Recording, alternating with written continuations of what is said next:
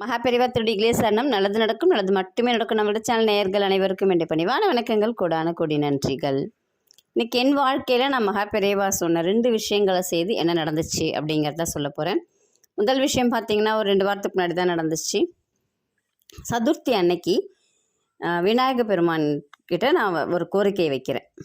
விநாயக பெருமானுக்கு மஞ்சள் பிள்ளையார் வெற்றிலையில் பிடிச்சி வச்சுட்டு குங்குமம் வச்சுட்டு விநாயகர்கிட்ட ஒரு கோரிக்கை வைக்கிறேன். நான் ரொம்ப நாளாக யோசிச்சுட்ருக்கிற அந்த காரியம் நடக்குமா நடக்காதா?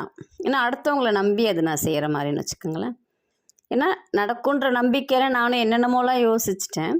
ஆனால் அது தள்ளி போய்கிட்டே இருக்குது. அதுக்கு கரெக்டான ஒரு ரிசல்ட் கிடைக்க மாட்டேங்குது. அதனால் நான் என்ன பண்ணேன்னா இதான் வச்சேன் விநாயகர்கிட்ட. பெரியவன் என்ன சொல்லுவாங்கன்னா, நீங்கள் எதில் பிடிச்சி வச்சிங்கனாலும் விநாயகர் உட்காந்துருவார். அதனால் நீங்கள் மஞ்சள் பிள்ளையார் பிடிச்சி வச்சிங்கன்னா ரொம்ப பவர்ஃபுல், சந்தன பிள்ளையார் பிடிச்சி வச்சிங்கனாலும் ரொம்ப பவர்ஃபுல் அப்படின்னு சொல்லுவாங்க. அதனால் மஞ்சள் பிள்ளையாரை வெற்றிலையில் பிடிச்சி வச்சுட்டு நான் காரிய சித்தி மாலை தினமும் படிக்க சொல்லுவாங்க பெரியவா. இந்த காரிய சித்தி மாலை 3 வேளை படிக்கணும். நம்ம ஒரு நாளைக்கு 3 வேளை படிக்கணும். நான் காலையில் என்ன பண்ணுவேன்னா 2 தடவை படிச்சிருவேன். திரும்ப சாயந்தரம் ஒரு தடவை படிச்சிருவேன். ஏன்னா நம்ம மத்தியானம் படிக்க முடியாது, நம்ம காலேஜில் இருக்கோம் அப்படிங்கிறதுனால.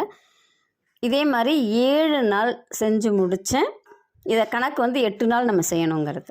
ஆனால் 7ஆவது நாளே எனக்கு ரிசல்ட் தெரிஞ்சிருச்சு. 7ஆவது நாள் சாயந்தரம் நான் படைக்கிறதுக்குள்ளாரெல்லாம் எனக்கு இல்லை நடக்காது, அவங்க வேறு ஒரு பிளானில் இருக்கிறதுனால தான் இவ்வளோ நாள் இழுத்துகிட்டே வந்திருக்காங்க அப்படிங்கிறது எனக்கு தெரிஞ்சிச்சு. நமக்கு அந்த ரிசல்ட் நமக்கு கரெக்டாக அந்த 8 நாளைக்குள்ளார என்ன விஷயமா இருந்தாலும் தெரிஞ்சிடும். உங்களுக்கு அப்படி ஒரு இந்த இடம் வாங்கலான்னு யோசிக்கிறீங்கன்னா அது நடக்குமா நடக்காதா, என்ன வேணுமோ நடக்குமா நடக்காதா அப்படிங்கிறத நீங்கள் தெரிஞ்சுக்கிட்டு செய்யுங்க. நம்ம செய்யலாமா செய்யக்கூடாதா, இந்த மாதிரி ஒரு கன்ஃபியூஷன் இருக்குது அப்படின்னா இந்த காரிய சித்தி மாலையை படிச்சுட்டு ஒரு சிலருக்கு 1 நாள் எல்லாமே ரிசல்ட் கிடச்சிருக்கு. எனக்கு 7 நாள் ஆச்சு.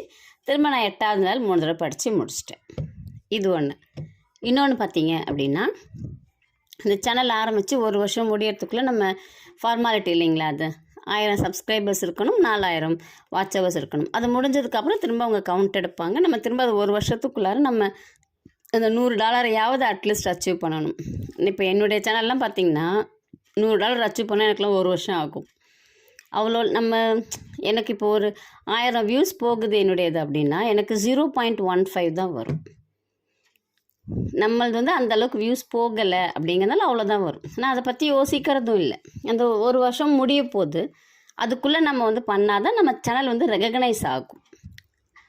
அந்த டைம் முடிய போது எனக்கு அவங்க பின் அனுப்பிட்டாங்க, ஆனால் என் கைக்கு சேரலை.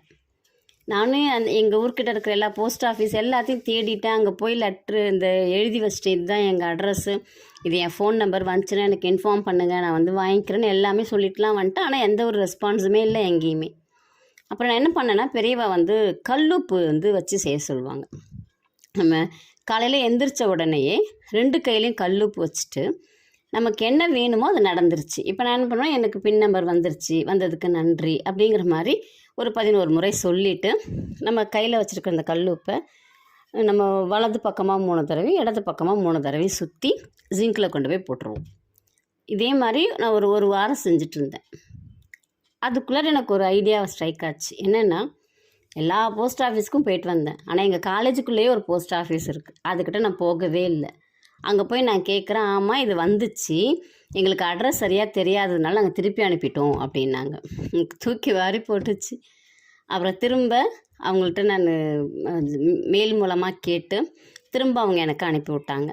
திரும்ப அவங்கள்ட்ட நான் எழுதியெல்லாம் கொடுத்துட்டு வந்தேன். அவங்களே திரும்பி ஃபோன் போட்டு எனக்கு கொண்டு கொடுத்தாங்க. இந்த கல்லுப்பு அப்படிங்கிறது ரொம்ப சக்தி வாய்ந்த பரிகாரம்னு சொல்லுவாங்க பெரியவா. தினமுமே எல்லாருமே செய்யலாம்.